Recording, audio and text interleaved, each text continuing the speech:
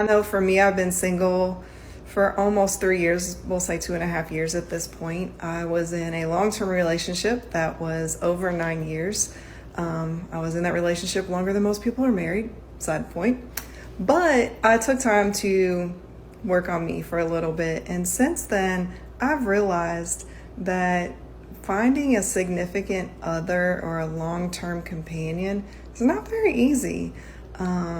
Maybe because I'm 53 and there's a few things that are set in my ways, but it's not easy. But that's just me. I don't know. What do you guys think? Let me know. So what she's saying is that she ruined a perfectly good relationship to find out about herself, which basically just means to sleep around and be with other men. And now she's finding out that actions have consequences, as she's now unable to find a partner. Hello, hello. Just wanted to give you an update. It's been a long time. Sometimes I feel like there's a lot I have to share, but actually I do share way more on Instagram, just FYI. You can follow the link in my bio from there, or to get there. And I'm always on my stories talking and stuff. But, so I wanted to update you on the whole dating situation. So I did find someone that, and we were dating for a little bit. Probably it was, 6-8 weeks or so, but we had over a month. We had 3 dates, and the last one we got, a lot closer and stuff, and it was going well. And then all of a sudden it started, he started backing up and whatever, and I was really confused for a minute, and I was like, what? Okay, if you're just gonna ghost me. Like, what's the deal? And, but he kept reaching out, and I'm like, okay, I'm feeling some confusion here. Like, I'm gonna take some space. And I was like, I don't want to get closer to someone who's not sure of what they want, whatever.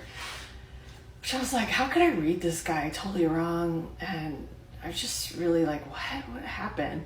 Anyway, but I come to find out, there was some serious life stuff that,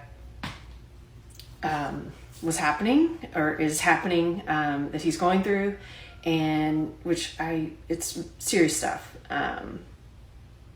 Anyway, so I was like, oh, okay, now I get it and I understand. I wish you would have told me sooner, because it was like 2 weeks or so that I was like, what the heck?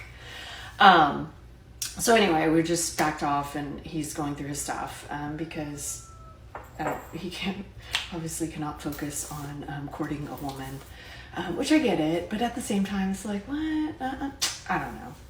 Whatever. I'm just like, it's a big learning lesson, so there's many different takeaways that I got from it. Yeah.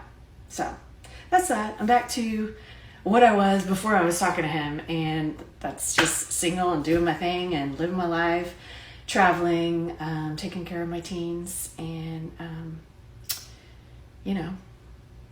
that's that. That's life. It's quite ironic that the guy who is backing away from her did so, as it mimicked her getting out of her own relationship. The guy made some excuse and probably just dipped after a night with her. Right, men in early dating, I do not understand how you're not getting this. You coming out the gate with some sexual comments, these innuendos, these kind of cheesy lines, don't impress us, and I'll tell you why. Women can get sex anywhere we want, any day of the week. Let's say even an average woman, I don't like to number people, let's say like a 5 out of 10 woman, she has the pulling power of an elite man, a pro athlete. That's how much sex we can get without pretty much any effort.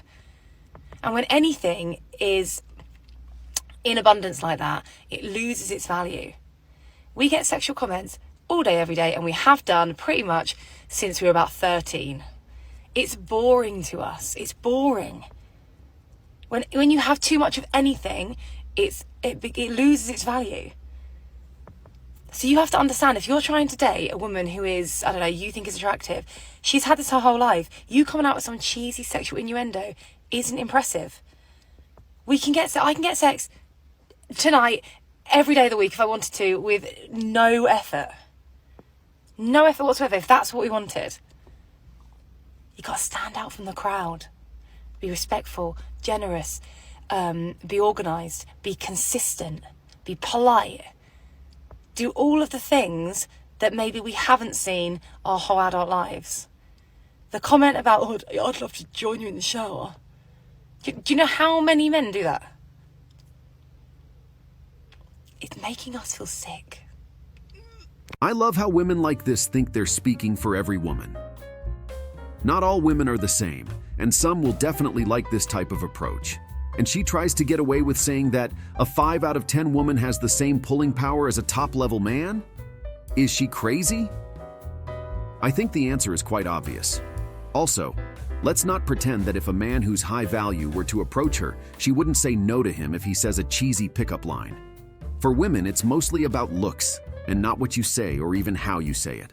Cried for the last 30 minutes. You can tell my nose is still pretty red from it. I feel like it always hits me on like a Friday night when I have to like make plans because I didn't do it early in the week, and I feel lonely as fuck because everyone is coupled up, and you usually have like a buddy who's single, but that gets more scarce and scarce as you get older. And let's be honest, as we get older, making friendships is harder, and your friends move away, so you can't see those folks every day like you used to, and so you have to make new friends. And it's fucking hard, and it makes me depressed because like I don't know, I hope somebody else is feeling this way. It's just not me. Like, I don't even know how to explain it. It's just,